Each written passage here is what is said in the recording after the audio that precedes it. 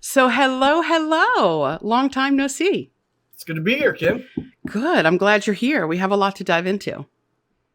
You ready to bring your wealth of knowledge to LifeClips? I'm excited. There's a lot to talk about for sure. Good. Okay, so before we dive into this amazing topic, I want to give you my timeline. This is how I think it's going to go down. And I'm sure you're going to be like, yeah, I don't see it that way. So the first thing that we're all longing for is the rapture. The second thing that comes on, now the rapture does not bring forth the 7-year tribulation. That is the signing of the peace treaty. That's what I believe. Oh, I got a nod. I got a head nod. Okay, thumbs up. Good so far. Very good. Then after the 7-year tribulation, then you have this thing, which is not really a battle, but Armageddon takes place, right? What I want to do really quick, though, is, and I don't have it up, I'll have to read it from my phone, because after the Battle of Armageddon, there is this thing that takes place that a long, long time ago, Mondo, I read this in Daniel chapter 12. And this is even before I got into Bible prophecy. And I was like, well, that doesn't make sense. Where's that 45 days coming from? Like I read it and I was like, well, why is there a gap? So for those who are unaware of what I'm talking about, Daniel chapter 12, verses 8 through 13. Will you allow me to read that real quick? Of course. Okay. I mean, even if you said no, I'd it's your show. Read it anyway. Okay. Starting in verse 8, as for me, I heard but could not understand. So I said, my Lord, what will be the outcome of these events? He said, go your way, Daniel, for these words are concealed and sealed up until the end of time. Many will be purged, purified, and refined, but the wicked will act wickedly, and none of the wicked will understand, but those who have insight will understand. From the time that the regular sacrifice is abolished, and the abomination of desolation is set up. So clearly that's the midpoint of the tribulation. Yes. Okay. There will be 1,290 days.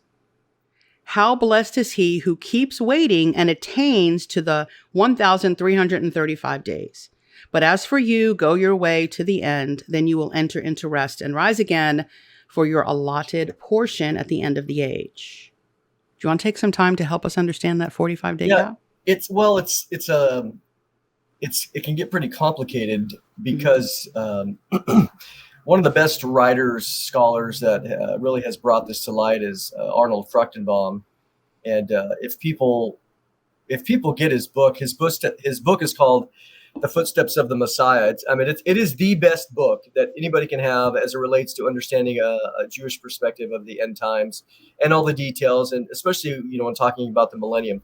But he wrote a paper years ago called The 75 Days, because what you have there, it's worded weird. Even when you were reading it, I'm like, this is just worded so weird because it's not that way in the Hebrew. But what it's saying there is you have two numbers. You have 12. We know that the tribulation is divided into two halves of 1,260 days each. In the midpoint, you have the abomination of desolation. And then what it's saying there is from the time of the abomination of desolation until something else is 1,290 days. So you're like, okay. And then it talks about this other 45 days, the 1,335. So let me just summarize it. If you look at it as on a chart, Jesus comes back after the second 1,260 day section, half of the tribulation. But then what you see in the text, or what you get out of it with all the other things, is that he waits. He spends 30 days, cleaning up, so to speak. The Antichrist is caught. There's all the forces. There's all the military. There's a lot of things that's real. He doesn't just snap his fingers. So after 30 days, which would be now lead you to the 1,290, the abomination was set up in the middle of the tribulation. And so when Jesus returns, and after 30 more days is 1,290. Okay, just bear with me. So Jesus then says, okay, that abomination has been sitting there for 1,290 days now, and I'm going to clean it up. So he goes and then he cleans that up. And then for the next 45 days, you have all these other things happening before the kicking off of the kingdom. One of them is in Matthew 25, the sheep and the goat judgments, where all the people are gathered together. That doesn't just happen in a moment. So what you have is the 1,290, and then it says, hey, blessed are all those that make it to the 1335, which again now leads you for, because 1335 subtract 1260 is 75. So that's why a lot of people talk about the 75 days, because if you survive, if you're a tribulation person, which hopefully you're not, anybody not, but if you're in the tribulation and you're there when Jesus comes back and you have not expressed faith by then in him, you're not going to make it, because at the great, not the great white throne, but at the sheep and goat judgment of Matthew 25, he separates the goats and the sheep, and all of the goats, all the unbelievers are in that period at the end, they're cast and set aside. And it's only believers that enter into the kingdom to start on blessed are all those who make it to the 1335.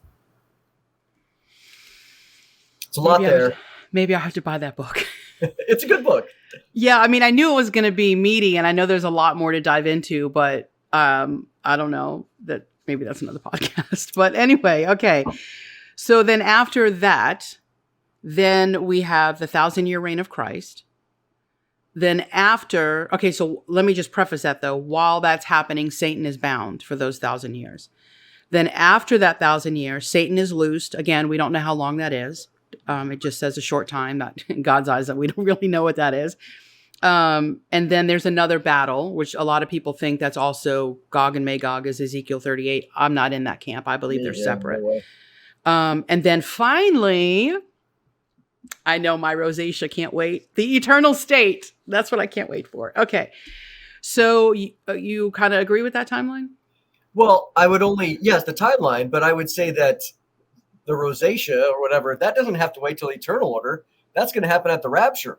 The new body, we get new body. Very true. That's right. I'm going to be glorified at that. Let me preface that here. The gray hair here, I get to lose all that at the rapture. I mean, it's going to be. I kind of like my gray hair. I call them wisdom streaks. Well, that's how we spin it in the way that makes it sound nice.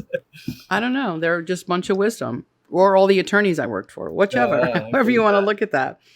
Okay, so I know a lot of people, and I'm sure in the chat, if I were to say that, sorry, I just had something fly in my eye. It's probably a gnat.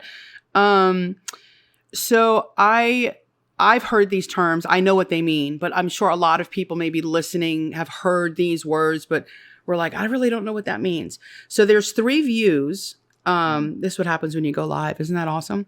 So there's 3 views, and I'm going to ask you to describe them. So the first one is amillennialism.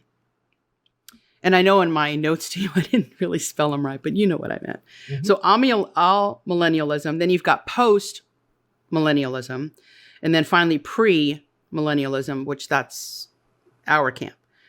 So can you describe each one briefly, or, not briefly, but just describe each one so our listeners know what they are? I mean, there's some prefixes there on the word millennialism. So I guess we could start there. The word millennial it means 1,000 years. Comes out of Revelation chapter 20. 6 times in Revelation 20, you have this phraseology of 1,000 years. So, what people, how people address that 1,000 years is what you get for those 3 options. And so, the prefix A, we know, we should know. A means no. It's a negation in Greek. Like we have theist and we have atheist. So you have that's really what it's saying. So the amillennial believes that there will be no physical millennium. They're amillennialists. There's no physical millennium. Now for them, they would say, "Oh no, we believe in a millennium." And you go, "Okay, well let me ask you a little bit more pointed." They'd say, "Do you believe in a physical, literal millennium, 1,000-year, limited to 1,000-year reign on earth with Jesus as the head?" They'd say, "Well, no, we don't believe in that." And just go, "Okay, well, tell me what your millennium is." And they go, "Well, our millennium, we take that passage in Revelation 20, we take it figurative. It's not literal." And they have their reasons, which I don't agree with, but that's whatever. So they take it as a spiritual kingdom. So for them, there is no future. When Jesus returns, there's no future physical kingdom. When Jesus returns, some of them will believe in a tribulation period. They believe that when he comes back, we go directly into the eternal state in Revelation 21. The post-millennial person says, no. I mean, the millennium is true. It's physical. It's real. But it's not. It doesn't have Jesus physically being here on earth.